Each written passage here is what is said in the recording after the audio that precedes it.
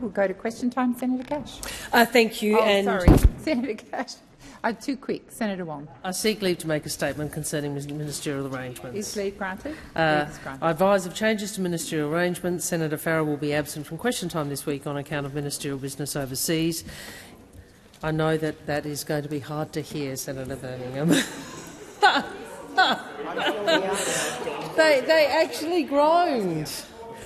In his absence, ministers will represent portfolios at question time in accordance with the letter circulated to the President and party leaders and independent senators. Thank you, Minister Wong. Senator Cash. Thank you very much. My question is to the Minister representing the Prime Minister, Senator Wong. Today, the Minister for Immigration, Citizenship and Multicultural Affairs confirmed 80 asylum seekers being held in immigration detention were released almost immediately following last week's High Court ruling. The Minister has said there will be strict conditions attached to the new visas that have been issued. What are these conditions, and what are the consequences for an individual who violates these visa conditions? Thank you, Senator Cash. Minister Wong. Thank you, President. Thank you to Senator Cash. As I said yesterday, and as we said last week, we will use all available powers to keep the community safe, and the government will also consider all legislative and regulatory options. As you would know, Senator Cash, and through you, President, last week the High Court handed down a decision which required the release of an individual from immigration detention.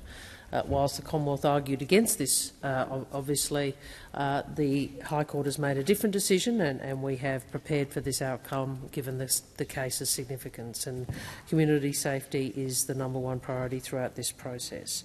The AFP, I can advise the Chamber that the Australian Federal Police and Australian Border Force are working closely with state and territory authorities, and that a joint operation was established on Friday. I'm also advised that visas were issued to impacted individuals with strong mandatory conditions to ensure community safety is upheld. I would again emphasise, as a decision of the High Court of Australia, the government is bound to implement it. I'm asked about conditions. I'm advised that these include, for example, requirements to report regularly to the Department of Home Affairs, to inform the Minister of changes to personal details, including address and social media profiles, restrictions on industries of employment and a range of other strict conditions. The government will continue to consider that all measures that may be available. The government will continue to consider all measures that may be available to strengthen the protection of the community in this case. I also can indicate a number of other people, around 90, have so far been assessed as being in similar circumstances to the original plaintiff. Thank you, Minister. Senator Cash, first supplementary. Thank you. And what types of offences were the 80 individuals released into the community convicted of? Minister Wong. Obviously, the Shadow Minister was a minister in the government which put in place the form of the arrangements for detention, which the High Court has now found to be unconstitutional, and I assume she would be familiar through that process of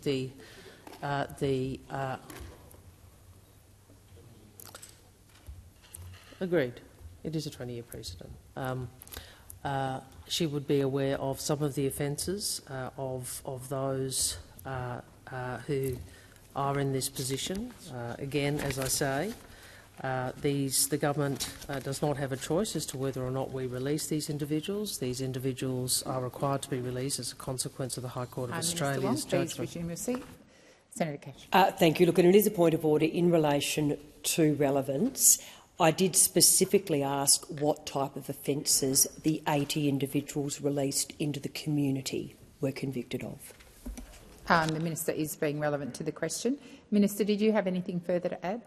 I am advised, and I will check this, that not all individuals have been convicted, but if there is further information I can provide, I will do so. Senator Cash, second supplementary. Thank you. And has the government consulted the communities into which these individuals have been released? Thank you, Senator Cash. Minister Wong. Again, I would make the point to Senator Cash that any government, even a government that even the government she was part of, would be required to follow the High Court's ruling. And I think I'm sorry, Senator. Would you like to say something? Senator Henderson. Senator Henderson.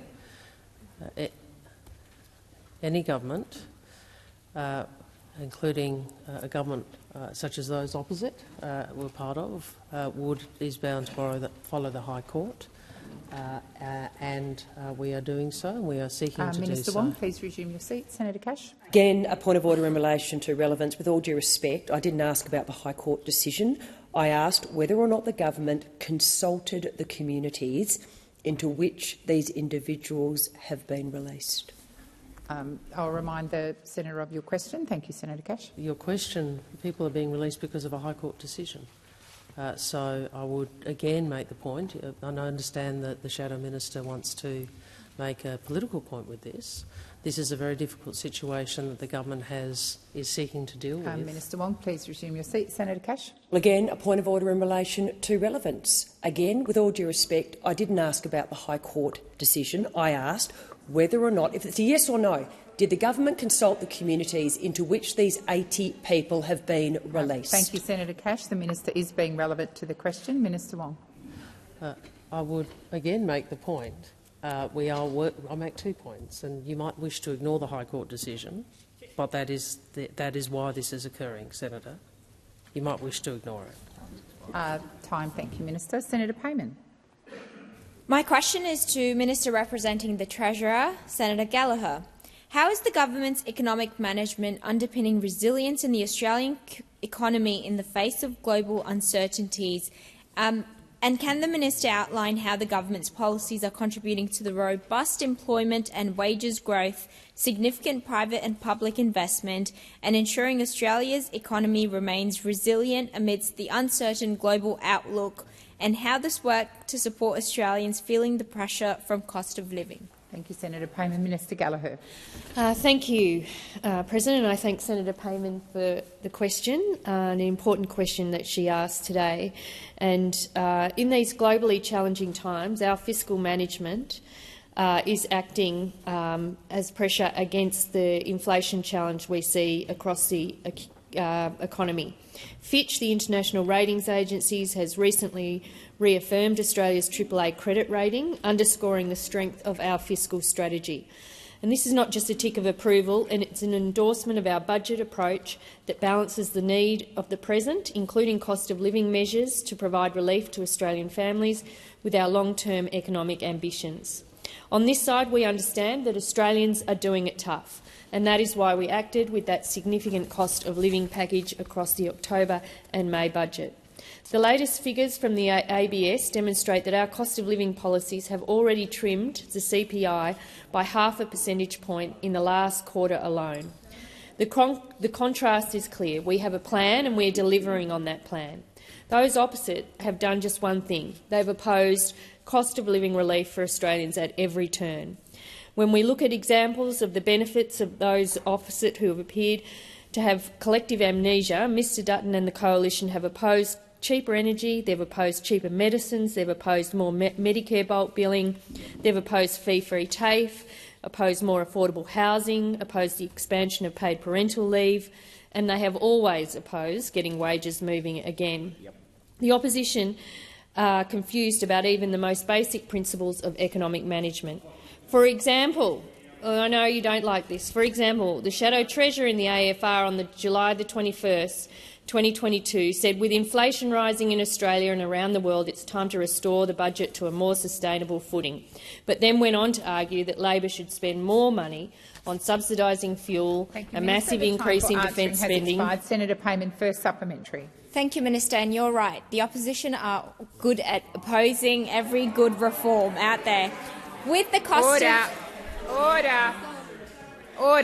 With the cost of living impacting households across the nation, can the minister detail how the Albanese government's policies, such as the energy rebates and the Housing Australia Future Fund, are directly providing relief to Australians, and whether these measures have been recognised by any independent bodies as contributing to a reduction in inflation? Thank you, Senator Payman. Minister Gallagher.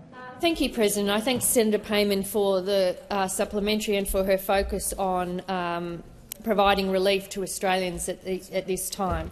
The government fully appreciates that every dollar counts for Australian families, and we can and have confirmed that independent analysis has affirmed that cost of living measures of our government are delivering for Australians and also assisting with the moderation in inflation as a direct result of our interventions. This shows our budget strategy is right for the time and right for the challenges that we confront, and is helping to support Australia through these difficult times.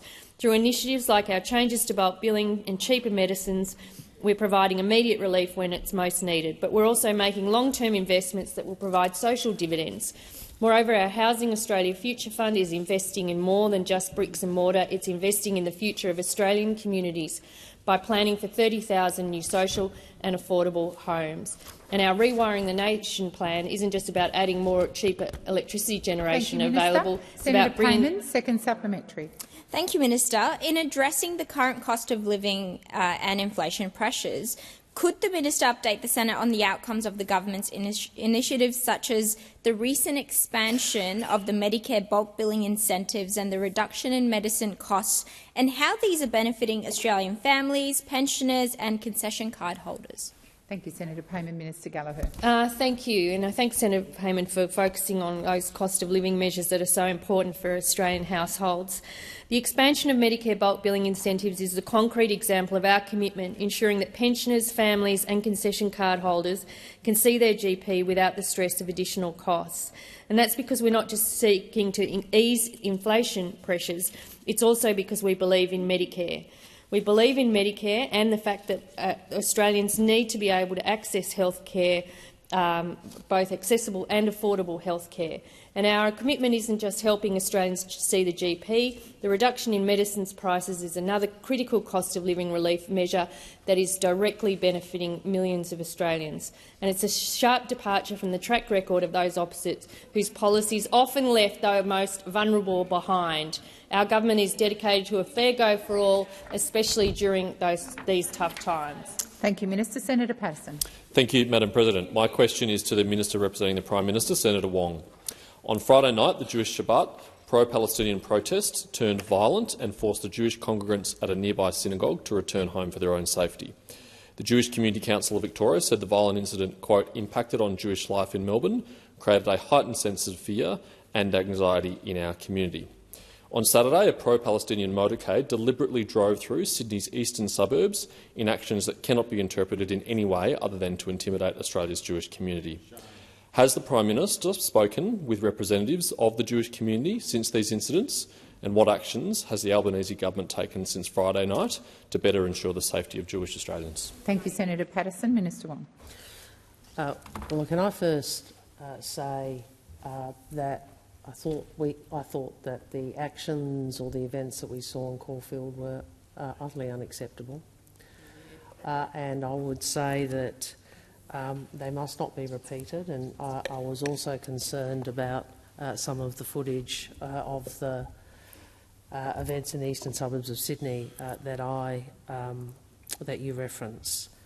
In relation to what occurred in Caulfield, I think we know, and you have seen that I've said this publicly, Senator, that a protest near a synagogue was not the right thing to do, and it shouldn't be repeated. And the organisers have apologised, which is the right thing to do.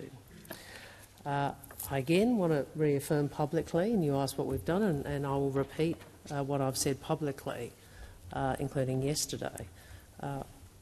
The Jewish community in this country has a right to feel safe and to be safe. All Australians have a right to feel safe and to be safe. And no one in this country should be fearful because of who they are or the faith they practice. We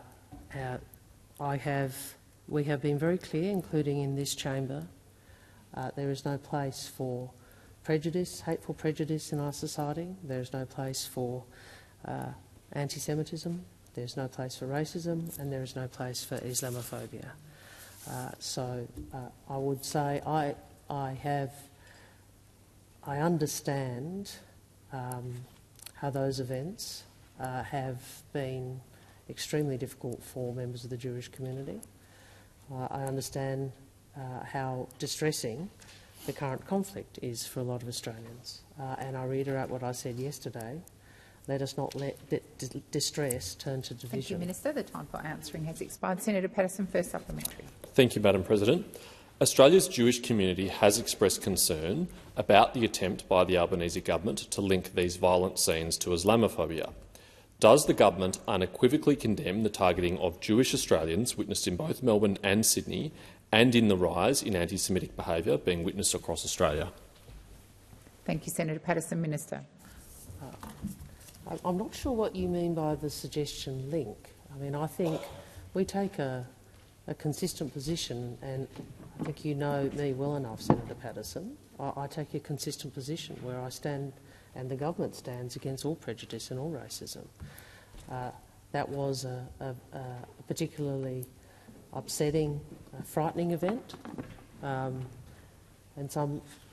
I think that the organisers apologising is the right thing to do. But I will never make I won't make an apology for always standing against all forms of prejudice and racism. We should be clear. In this country, no one should feel fearful because they are a member of the Jewish community and they practice the Jewish faith.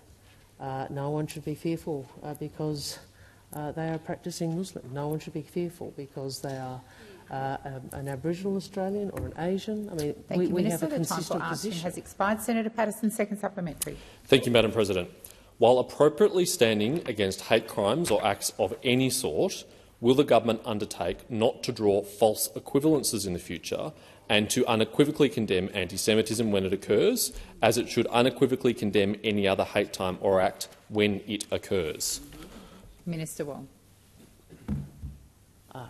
I have unequivocally condemned anti-Semitism in this role and in every role I have held, just as I condemn Islamophobia and all racism. You use those words. I say it's moral consistency. Moral consistency, and that is what we will continue to demonstrate. Senator Steele-John. Thank you, President. My question is to the Foreign Minister, Senator Wong. Over 11,000 civilians have been killed in the bombing and invasion of Gaza, including 4,000 children. The government said it's concerned by the number of deaths, but clearly not enough to stop backing the invasion. It has been shared with me that the so-called humanitarian pauses are not allowing ambulances to collect victims and are calling on the government to stop using the offensive language of humanitarian pause when there is no such thing in place. These so-called corridors cover one section of the Gaza Strip, but the streets around them are being described to me as killing fields. Foreign Minister, how many more children and innocent civilians must die before Labour will join France and the rest of the world in calling for a ceasefire? Thank you, Senator Steele-John. Minister Wong.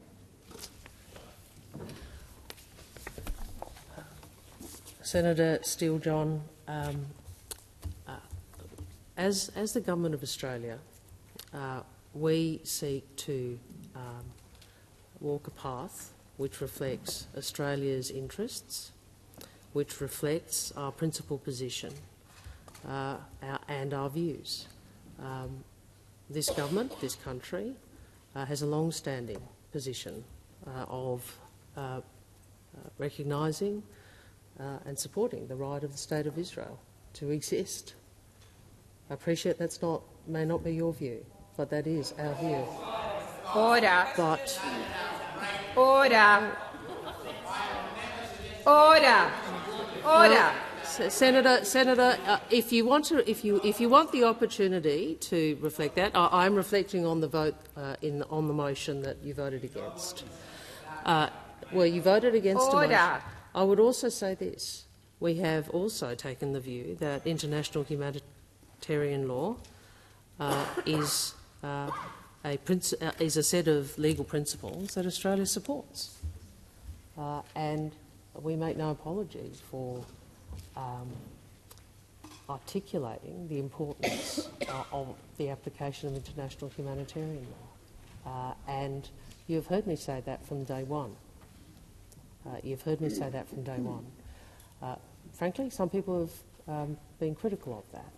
But I think it's a principle that Australia should always cleave to, that we call for protection of civilians and the observance of international humanitarian law. In fact, the motion that was passed by most in this chamber called for that. In relation to humanitarian pauses, I'd refer you to my comments yesterday, which is they are an important and necessary first step, but I acknowledged they are not enough. And of course, the international community, regardless of our perspective on the Middle East, would want to see. Thank you, Minister. Senator Steele-John, first supplementary. Thank you, President. Minister, it has been shared with me that mothers, such as the mother of three, Suhar, have been waiting as long as 36 hours for an ambulance. In this case, that mother's 10-year-old child, murdered by IDF forces, is decomposing in her house, where her other 3 children wait with her. Minister, are you aware that people are dying on the way to these so-called safe corridors and that ambulances are unable to retrieve dead bodies from the houses of family members? Senator Steele-John, it's time. Minister. Senator, I am aware, and we are all aware, that there is a humanitarian catastrophe in Gaza. I've said that. Order. Well, I'll take the interjection from Senator Shoebridge. I just would remind you, we are not a party to this conflict. Right? Well, our role as Senator Shoebridge. Senator Shoebridge. This is Senator Steele-John's question. The minister is answering. I ask you to listen in respectful silence. Minister.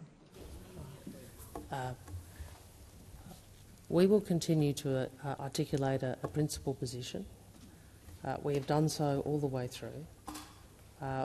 We recognise that what occurred on October 7th was horrific. We recognise that Hamas is an organisation which is dedicated to the destruction of the State of Israel. We recognise that they are still holding hostages. Similarly, we recognise that Israel's right, in affirming Israel's right to defend itself, we also emphasise the importance of international law. Has expired. Senator Steele-John, second supplementary. Thank you, President. Minister, on Sunday on Insiders, you said, and I quote, "We call on Israel to cease attacking of hospitals." Now that the government has finally recognised the reality that the State of Israel is in flagrant violation of international law and is not respecting the sanctity of medical facilities, will you finally call out these actions as the war crimes that they are? Thank you, Senator Steele-John. Minister.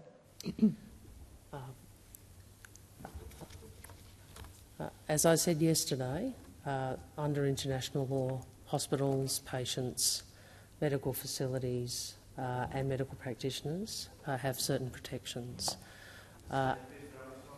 Well, you may decide that you want to make those sorts of assertions. That is not the role of the Australian Foreign Minister, and I don't propose to. Order.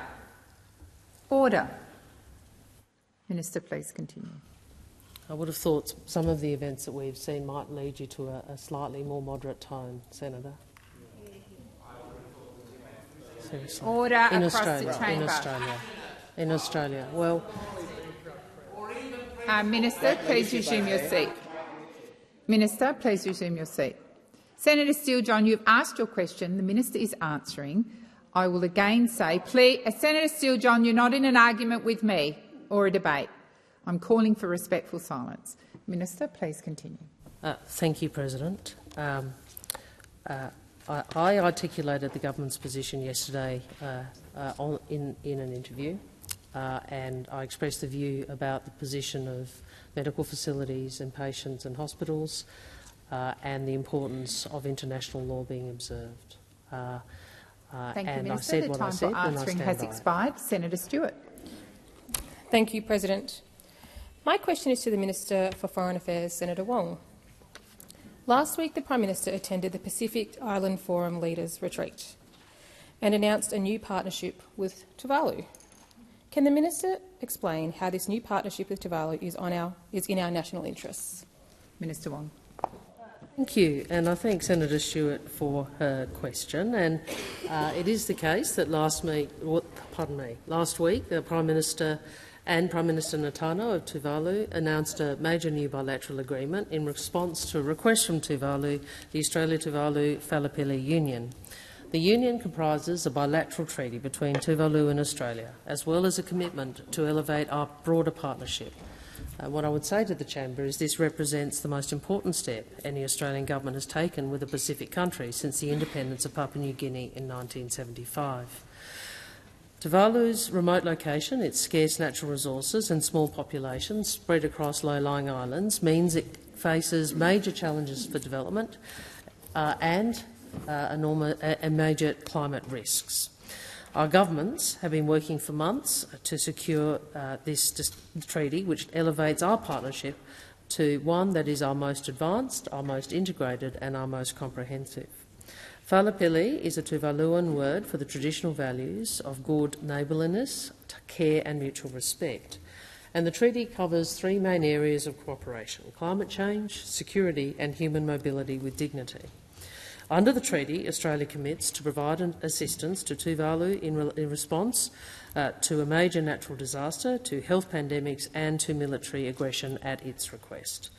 For this security guarantee to function, Australia and Tuvalu must mutually agree on any of Tuvalu's security arrangements.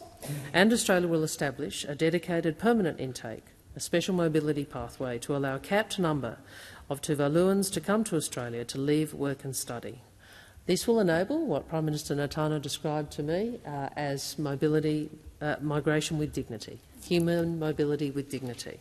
And in this way, their government is safeguarding the future of their people, its islands and their culture. Thank you, Minister. Senator Stewart, first supplementary. Thank you, Minister, for that update. Can the minister please explain how the Australian-Tuvalu-Fallapili Union will contribute to a peaceful, stable and prosperous Pacific region? Minister. This Fallapili Union gives effect to the concept of Pacific-led security. Both of our countries are strengthening our commitment to each other in response to the challenges of our time, including climate change and strategic competition. Australia believes in Pacific sovereignty, where the region is guided by the Pacific Islands Forum and the 2050 strategy for the Blue Pacific, a region where we come together in the Pacific way and where we are stronger together, where the Pacific family decides its own security and is equipped to respond to its own needs. We know being part of the Pacific family means we have a duty to respond to Pacific needs and to deliver for our shared interests. We are seeking to do so, and this Fallapili Union represents a major step towards deeper regional integration so that the countries of the Pacific can safeguard their sovereignty and determine their own destiny. Thank you, Minister. Senator Stewart, second supplementary. Thank you, Minister. Can the minister explain how Australia is supporting the Tuvalu deal with the threat of climate change under the Australian-Tuvalu-Fallapili Union? Thank you, Senator Stewart. Minister. Well, as I referenced in my earlier answer, it is a decision of the Pacific Island Forum by leaders that articulates the importance of Pacific family being responsible for its own security. And what I would say is we also believe that that is in Australia's interest. So it's in the interests of the Pacific and in the interests of Australia. It's not possible to talk about security in the Pacific without talking about what the forum itself has determined to be Pacific Island nations' biggest security challenge, and that, of course, is climate change. As part of our Fallapili Union, we will provide an additional $16.9 million in funding towards large-scale land reclamation that will expand Funafuti's land by 6%, enabling people to live in Tuvalu in the face of sea level rise. I notice over the weekend that Mr Hastie has indicated that the opposition is supportive of this arrangement. Given their opposition to so much else, I'm pleased that Senator Roberts. Minister, the time for answering has expired. I have Senator Roberts on his feet. Senator Roberts. Thank you, President. My question is to the Minister representing the Treasurer, Senator Gallagher. Australian Bureau of Statistics data and Reserve Bank data for the June quarter reveals Australians' spending fell while new arrival spending increased, because the number of new arrivals increased. Minister, the government's policy of bringing in so many new arrivals to shore up domestic demand is acting against the Reserve Bank's low inflation strategy. Why do you have your foot on the accelerator while the Reserve Bank has its foot on the brake? Thank you, Senator Roberts. Minister Gallagher. Thank you, and I thank you, President. I thank Senator Roberts for the question. I disagree with it, and I don't accept that we are not working alongside the Reserve Bank. They have their job to do, which is to bring inflation back within the target band without crunching the economy, and we have our job to do, which is to implement our economic plan, which is to roll out, as I said before, the cost of living relief, to get the budget in much better shape, which we have done, and to make much overdue investments into energy, skills and housing across the country, which is causing pressure in other areas of the economy. In terms of the population growth, or what we've been seeing from the net overseas migration numbers in particular, as we've spoken about in this place on a number of times, is we are seeing some of the results of having our borders closed, essentially, for a couple of years. So we're seeing people return to this country, particularly international students, to study, at a time when we're not seeing as many leave the country. So we are seeing that, and that's reflected in the budget numbers. But I can absolutely guarantee, Senator Roberts, that we are working with the Reserve Bank. The decisions that we take are about not making their job harder. It's an already difficult job that they are doing, and our job is to support that in the areas that we have responsibility for, which is to, as I said, deal with that cost of living relief, to get the budget in much better shape, which we have done, and to invest in the productive side of our economy, so into things like the energy transition, into skills and into housing, which are areas that were left neglected after a decade of the— Senator Roberts, first supplementary. Thank you, President. Australian Bureau of Statistics data shows new private house commencements fell 6.6% and new private apartment commencements fell 19.6% in the June quarter. Minister, in line with the Reserve Bank's 13 interest rate rises, housing construction is falling, when you need to build more homes for all the Albanese government arrivals. What are you going to do? Pump up the economy with more arrivals, causing more inflation and more interest rate rises, or accept you made a mistake and put the brakes on new arrivals? Thank you, Senator Roberts. Minister Gallagher. Well, thank you. And I would just say that we have not changed the policy settings that were in place around net overseas migration. Okay, so what we are seeing, so your characterisation there is incorrect. In response to some of the economic data you cite, yes, we are seeing moderation in a couple of areas, and that is because many Australians are doing it tough right now. And actually what the Reserve Bank is doing is to try and lower demand with some of the decisions that they've been taking. And so, yes, we are seeing that translate into other areas of economic data. But I would also say to the senator that voted against the Housing Australia Future Fund that our housing policies are about dealing with this long-term underinvestment and failure to acknowledge that the Commonwealth Government has a role to support the construction and delivery of social and affordable housing. That's right. That is the area where the Commonwealth has neglected it in the previous decade.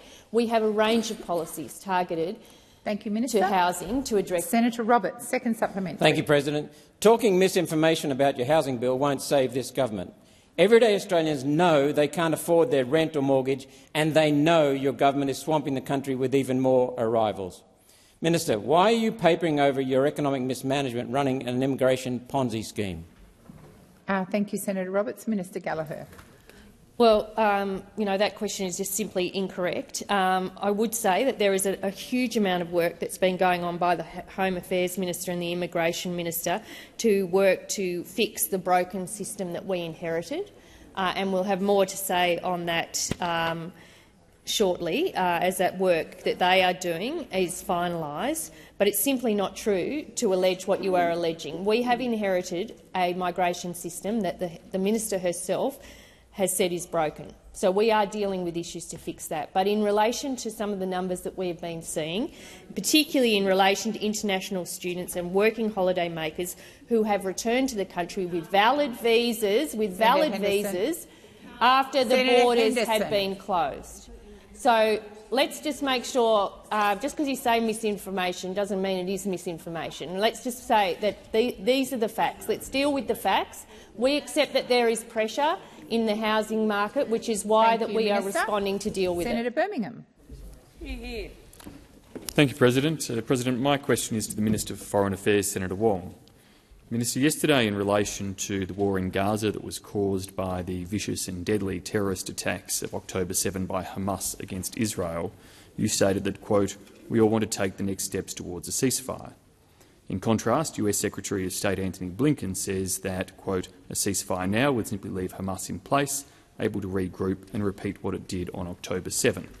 And British Labor leader Keir Starmer says that, quote, "A ceasefire now will only freeze this conflict and would leave hostages in Gaza and Hamas with the infrastructure and capability to carry out the sort of attack we saw on October 7.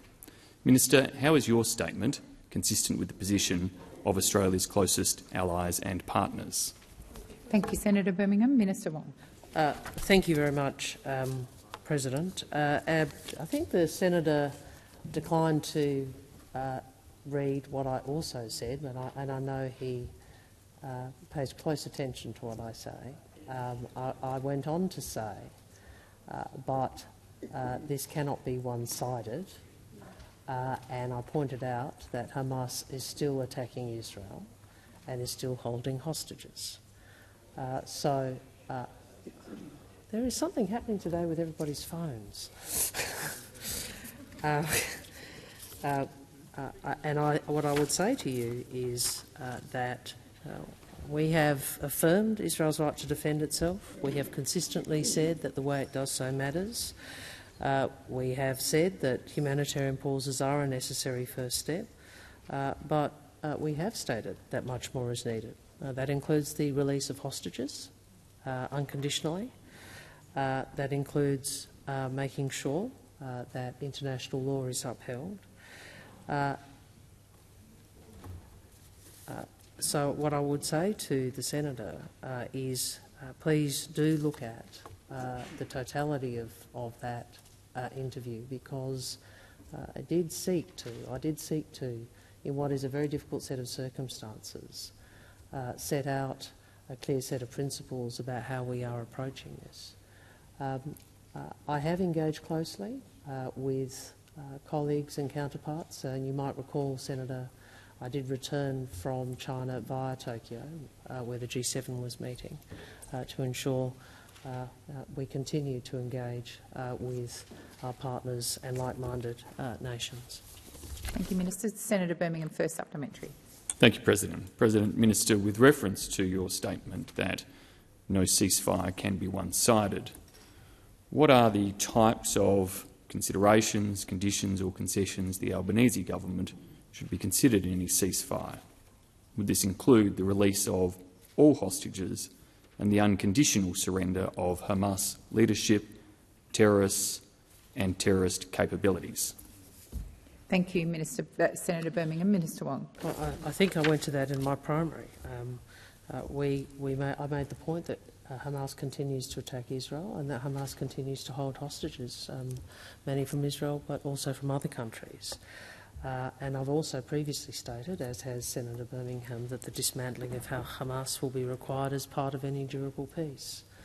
I think that we all know this is a very difficult, distressing conflict, and we all would like to see a just and enduring peace in which both Israelis and Palestinians can live in security behind internationally recognised borders. Thank you, Minister. Senator Birmingham, second supplementary. Thank you, Minister. Respected Australian Jewish community leaders Jeremy Liebler and Gillian Siegel have described your reference to Israel's, quote, attacking of hospitals, end quote, as a libel against Israel. does the government accept their interpretation of Article 19 of the Geneva Convention that, quote, explicitly states that hospitals lose their protection if they are used for military purposes, and their further statement, quote, that Hamas uses Shifa and other hospitals for military purposes? Thank you, Senator Birmingham. Minister Wong. Senator, you might have first, I know both Mr Lieber and Ms Segal, and I have a great deal of respect for both of them. You would have seen my comments on insiders, which is we recognise that the challenges that Israel faces, because Hamas, as a terrorist organisation, does operate within civilian institutions. The point I also made, though, was that does not obviate the application of international humanitarian law. I made a different point, which I think is important here. We know what Hamas is. Hamas is a terrorist organisation. Hamas is an organisation that has a stated aim of, which is the destruction of the State of Israel, and the Hamas has shown complete contempt for international law. We are a democracy, and so too is Israel. And because of who we are, we seek higher standards and we accept higher standards. And those standards include the application of international humanitarian. Thanks very much, President. My question is to the Minister for Foreign Affairs. In question time on Friday, you admitted that the sea dumping bill is being prioritised for the benefit of Woodside, INPEX, Santos and the Japanese and South Korean governments, who are co-investors in the Barossa gas project. Why is the Albanese government prioritising the interests of Japan and South Korea, who want to expand new fossil fuel production, and not prioritising the interests of our Pacific neighbours, who want coal and gas expansion to end? Thank you, Senator Waters. Minister. It's interesting, isn't it, that the Greens political party ignore the discussion we just had earlier in question time about Tuvalu and the groundbreaking agreement that the Albanese government has engaged in. But you make a point, Senator, about the Pacific. Well, we are actually engaging with the Pacific, and I also would make this point that we are a long-term energy partner, energy security partner with the countries of North Asia, and we are committed to taking ambitious climate action while maintaining that long-term partnership. We do that because it's in our interests and because it's in the interests of Australians. As you know, Australia is putting in place key policy and legislative changes to drive our transition to net zero, while also limiting the impacts of volatile global energy markets for Australians. The Senator may not agree, but the government believes it is in Australia's interests to play a key role in providing reliable and affordable clean energy and critical minerals for our Indo-Pacific partners. It is in our interest for Australia to remain a competitive global energy supplier. We know that we want to become a renewable energy superpower to meet our own emissions reduction goals and supporting the stable and secure decarbonisation of economies in our region. Well, surely the Greens would support that too. Now, as in Australia, our region and trading partners also need time to adjust. Japan has set an emissions reduction target of 46% by 2030 on 2013 levels. Korea has set a target of 40% by 2030 on 2018 levels. Obviously, we do want to work with others in the region, and we do want to ensure that the partnerships that we have with Japan and Korea Thank you, Minister. The time for answering has expired. Senator Waters, first supplementary. Thanks, President. This sea dumping bill, as well as the petroleum resource rent tax changes, have been written by and for gas companies. This has now become a very disturbing pattern of behaviour. Minister, which other countries and corporations are writing the government's legislation to facilitate which other projects? Thank you, Senator Waters. Minister Wong. It's always interesting, isn't it, when the Greens political party don't agree with the position, they somehow move immediately to the accusation that we're just puppets. They move immediately to that, instead of actually perhaps the possibility we just don't agree with you. We just don't agree with you. We don't think that posturing in this chamber is going to achieve net zero. Newsflash. We don't believe that posturing in this chamber is going to achieve net zero. We actually do believe, unlike you, that Japan matters to Australia and we matter to Japan, and that is in Australia's interests, our energy interests and our security interests. We believe that Korea matters to Japan. That is in our energy interests, our economic interests and our security interests. So we don't take the same isolationist approach you do. We think we are a part of the region, and we think we have to actually work for the transition. I guess we differ. Thank you, Minister. Senator Waters, second supplementary.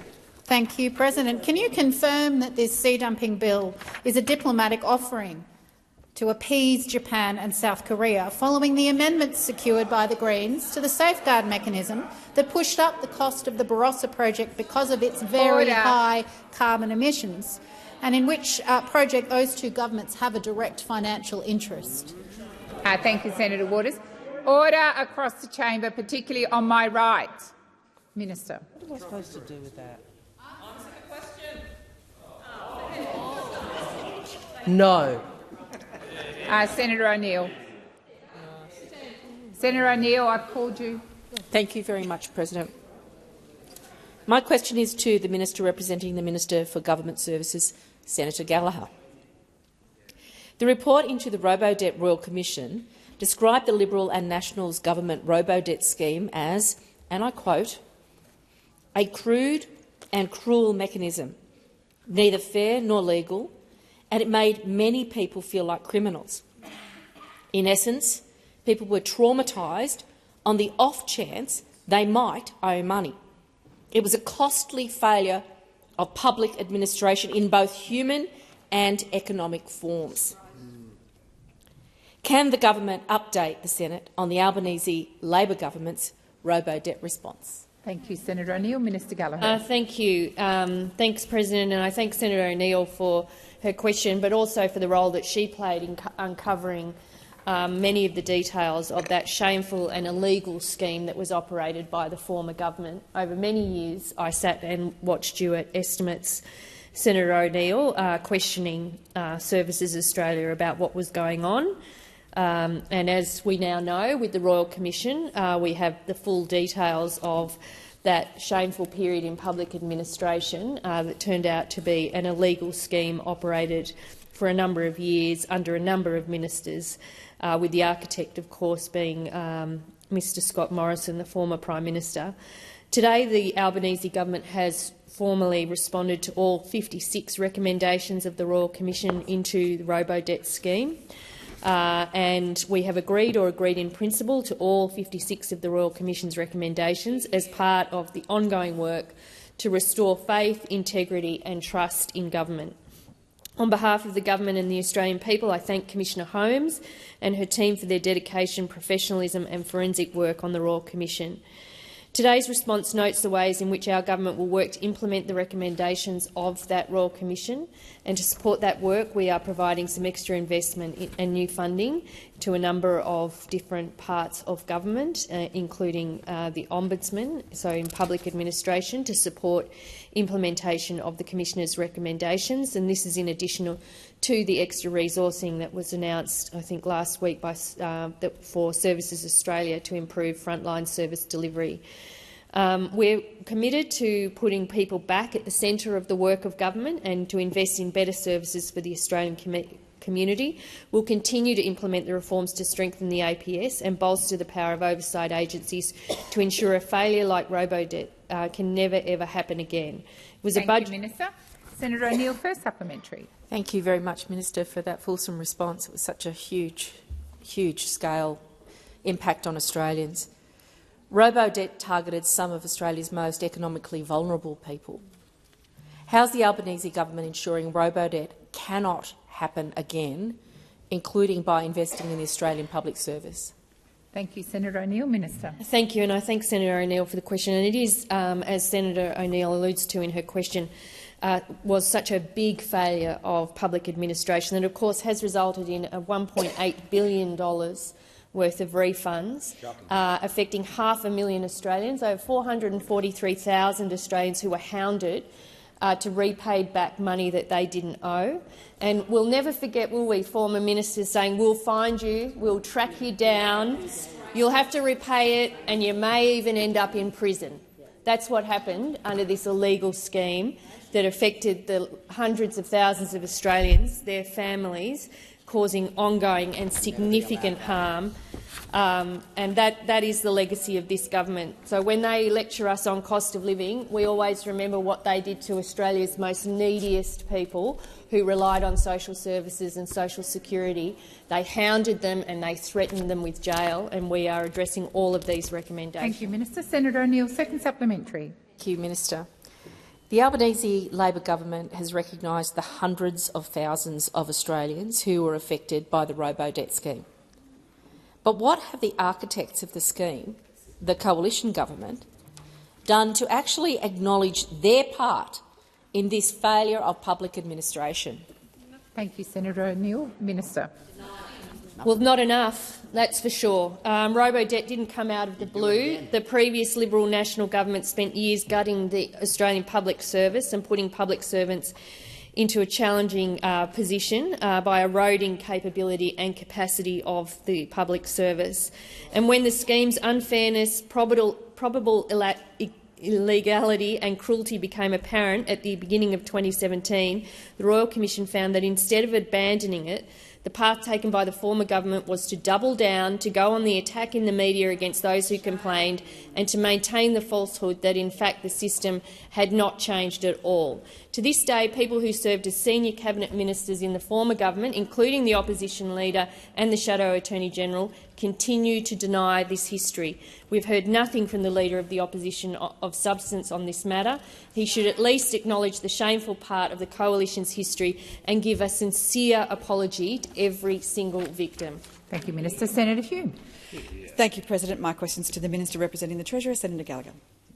In April 2022, the Treasurer said that Australians were experiencing a triple whammy of skyrocketing costs of living, falling real wages and rising interest rates. That was April 2022. Isn't it true that since the Treasurer made this statement, the cost of living has risen even further, that interest rates are even higher and real wages have gone backwards faster? Oh, sorry, Senator Hume. Minister. Yeah, it did finish very abruptly. I was waiting for a bit more on that too. No, it's no criticism. Order. It's no. Order. It was no criticism. Order. Order across the chamber. Order. It was no. Order. It was no. Oh my goodness! It was. Minister, please resume your seat. Order on my left. Order. Minister, please continue. Such sensitive souls. I didn't mean it as a criticism. It was just a surprise. Let's just say that.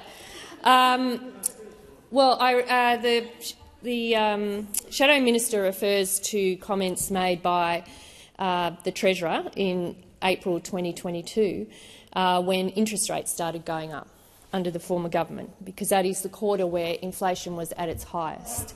Under the former government, just reminding you, Senator Hume, just reminding you that the largest increase, quarterly increase in inflation was under your government, and the Reserve Bank had to respond then and start lifting interest rates, which is what they have done. We on this side of the chamber accept that many thousands of Australians are doing it tough right now. We accept that, which is why our job has to be completely focused on the measures that we can take to make a meaningful difference in people's lives without adding to the inflation challenge in the economy. We accept that life is harder for people. Minister, please resume your seat. Senator Hume. On relevance, President, I asked about cost of living rising further, interest rates being higher and real wages going backwards faster. Thank you, Senator Hume. The minister is being relevant. Please continue, Minister. Thank you very much. And the Shadow Minister also asked me about wages, and I'm surprised. I'm surprised because those opposite who deliberately kept wages down fails to acknowledge all of the steps that we have taken to get wages moving. In an inflationary environment, I accept that, where we do see CPI higher than we'd like for longer than we'd like, and that's impacting on real wages. But we are determined to get real wages moving again, as you have seen from the aged care decision, as you've seen from our industrial relations reform. First supplementary. Thank you, President. Last week, Australians were delivered devastating news of another interest rate rise by the Reserve Bank. Rates are now at the highest that they've been since the Labor government was last in power in 2011.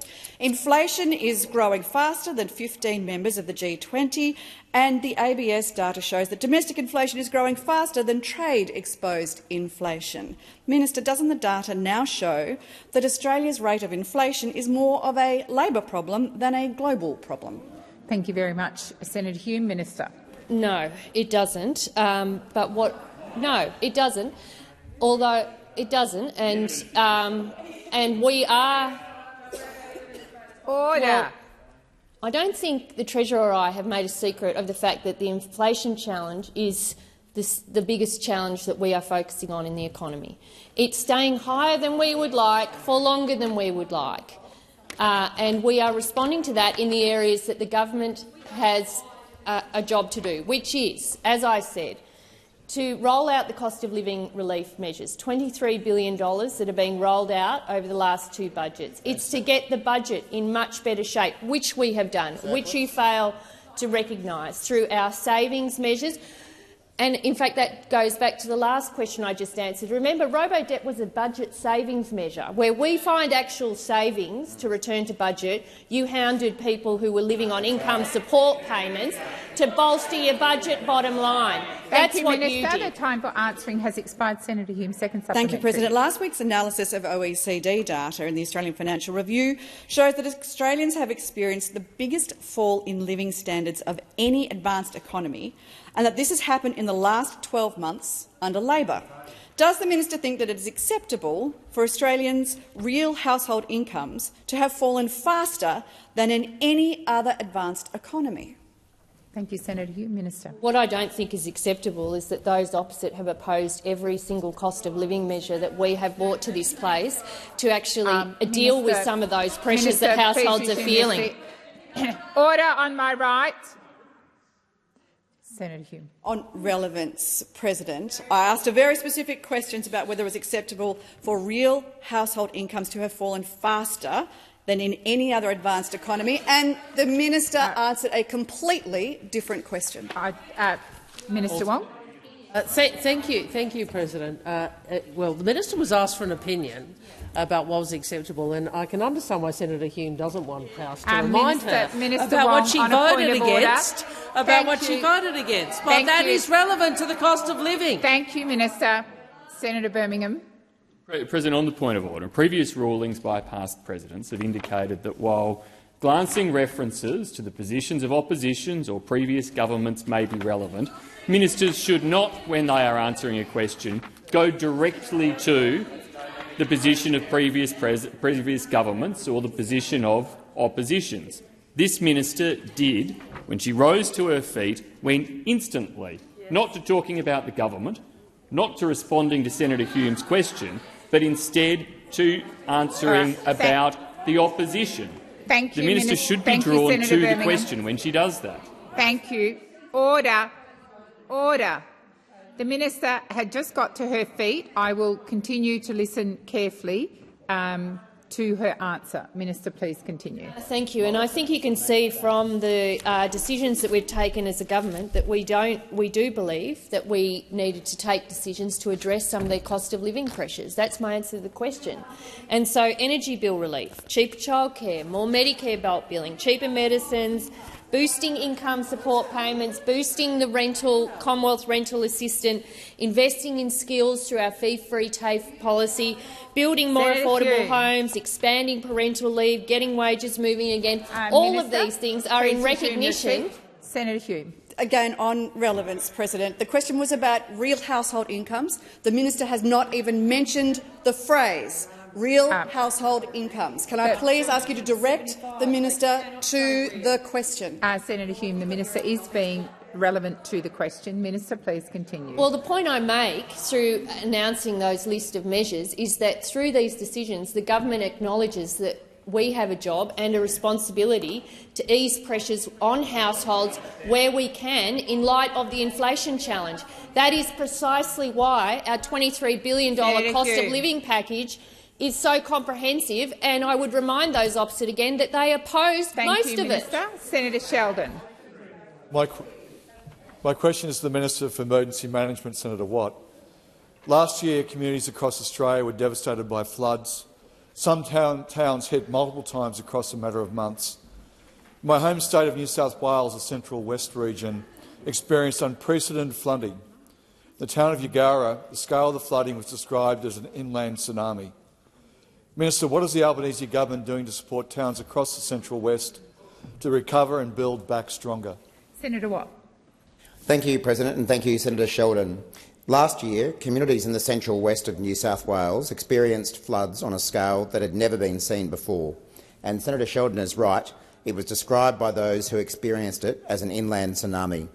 Tomorrow, in fact, will be 1 year since the devastating flood that took lives and properties in Yagara and a number of other nearby communities. And I know that we'll all be thinking of residents of Yagara when tomorrow arrives. I travelled to some of these communities, as did Senator Sheldon and many others, in the days following the event, including Senator Davey, as I say, many others did, across politics, communities like Parkes, Forbes, Yagara and many others. And it was clear to me, as I'm sure it was to others, that as we delivered short-term recovery support, more would need to be done for a longer-term strategy to improve flood resilience. And that's why I'm pleased that last week the Albanese government agreed to match funding announced by the Minns government in New South Wales to jointly deliver $100 million to the most flood-impacted parts of Central West New South Wales. That funding will support repairs and replacements of roads, community halls and other infrastructure, sporting fields, parks and playgrounds, as well as legal aid assistance for flood victims. The funding also includes an in-principle commitment towards a $40 million resilient housing program, with details of the program to be agreed following consultation with the local community. The support we announced last week is on top of the $500 million the federal and New South Wales governments have jointly delivered to New South Wales, including areas within the Central West, which were impacted by those floods last year. The feedback received so far about last week's funding has been very positive, and people in the Central West are excited to see this support. Cabonne Mayor Kevin Beattie told Triple M Central West that this was fantastic news and gives some people a bit of direction and a little bit of certainty about where they're heading in their recovery. We will continue to stand by these communities as they recover. Thank you, Minister. Senator Sheldon, first supplementary. I thank the Minister for the update. I'm sure all of us here pass on our condolences to all those families and community members affected on the year anniversary tomorrow. I note that the recovery is ongoing in nearly every state and territory across the country, including many regional and remote areas. Can the Minister please provide an update on how recovery is progressing in remote communities like the Fitzroy Crossing? Thank you, Senator Sheldon. Minister Watt. Thanks, President, and thanks, Senator Sheldon. I'm pleased to advise that the Albanese and Cook governments are continuing to support the flood-impacted communities in northern Western Australia. And this is an area I know people like Senator Sterle, Senator Lyons, Senator Dodson and Senator Pratt have taken a very and Senator Payman have taken a very big interest in since these events occurred. Alongside the state government, we've delivered a range of measures to help recovery efforts, including housing, mental health assistance, support for local farmers, small businesses and Aboriginal corporations, as well as grants for environment and heritage funding. As Senator Sterle observed just recently, I can confirm that the Fitzroy Crossing Bridge reconstruction is well underway. The new bridge will be 6 times as strong, 100 metres longer, be 2 lanes wide and include a shared path for pedestrians and cyclists. 132 local jobs have been created, with around a quarter of total crew hours worked attributed to Aboriginal people, and around $11 million has been committed to Aboriginal-owned businesses in the area. Senator Sheldon, second supplementary. Now, we know that increasing disaster risk is driving up insurance premiums in disaster-impacted communities. What is the Albanese government doing to reduce disaster risk, and put downward pressure on insurance premiums? Thank you, Senator Sheldon. Minister Watt. Thank you, Senator Sheldon. As I know you know well, disaster risk is the largest driver of insurance premium rises, along with the rising cost of reinsurance internationally. The Albanese government is committed to doing our bit to reduce the cost of living for all Australians, and that's why we're designing policies to put downward pressure on insurance premiums and get real results. Through our Disaster Ready Fund, which of course replaced the failed emergency response fund from the opposition, which didn't build a single disaster mitigation project in the years that it existed. In contrast, we're investing up to $200 million each and every year through resilience and mitigation projects across Australia. Within the Disaster Ready Fund, we're co-funding $40 million towards the Queensland Household Resilience Program. Previous rounds of this program have seen more than a 13% drop in insurance premiums for Queenslanders who made their homes more resilient. Our $174 million joint commitment to the Bundaberg flood levy, not supported by the local National Party member, estimates reductions in insurance premiums of $1,000 a year. I ask that further questions be placed on notice.